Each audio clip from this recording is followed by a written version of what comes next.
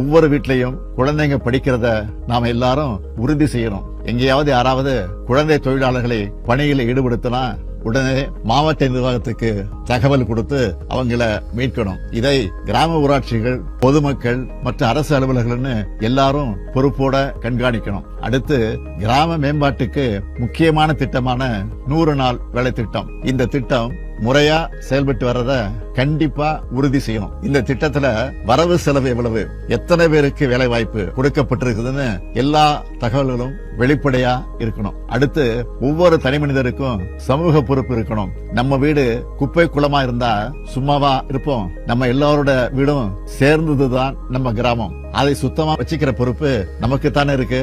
முடிஞ்ச அளவுக்கு பிளாஸ்டிக் பயன்பாட்டை குறைக்க முயற்சி பண்ணணும். குப்பைகளை ஊராட்சிகள்ல வர பேட்டரி வண்டிகள்ல மக்கும் குப்பை, மக்காத குப்பைன்னு தனித்தனியா பிரிச்சு போடணும். கண்ட இடத்துல குப்பை போடுறத தவிர்க்கணும். ஊராட்சி நிர்வாகங்களை சேர்ந்தவங்க குப்பைகளை பிரிக்கிறது, கழிவுநீர் மேலாண்மை பற்றியெல்லாம் மக்களுக்கு தெளிவா எடுத்து சொல்லி விழிப்புணர்வு ஏற்படுத்தலாம். என்னடா இதெல்லாம் சின்ன சின்ன விஷயமாச்சா, இதெல்லாம் சிஎம் சொல்லணுமான்னு நினைக்கிறீங்களா? சின்ன சின்ன விஷயங்களை நாம கரெக்டா செஞ்சால பெரிய பெரிய நன்மைகள் நிச்சயம் உண்டாகும். நோயற்ற வாழ்வுதான் குறைவற்ற செல்வம்னு எல்லாருக்குமே தெரியும். இந்த நோயற்ற வாழ்வுக்கு சுகாதாரம் தான் அடிப்படை. மருத்துவ அலுவலர்களும் ஊராட்சி நிர்வாகமும் ஒருங்கிணைந்து செயல்பட்டா நோய் தடுப்பு நடவடிக்கைகள் ஒழுங்கா மேற்கொள்ளப்பட்டு கிராம மக்களுடைய ஆரோக்கியம் மேம்படும். அதனால நம்ம கிராமங்களை சுத்தமா வச்சுக்கிறதுல யாருக்கும் அலட்சியம் இருக்கக்கூடாது.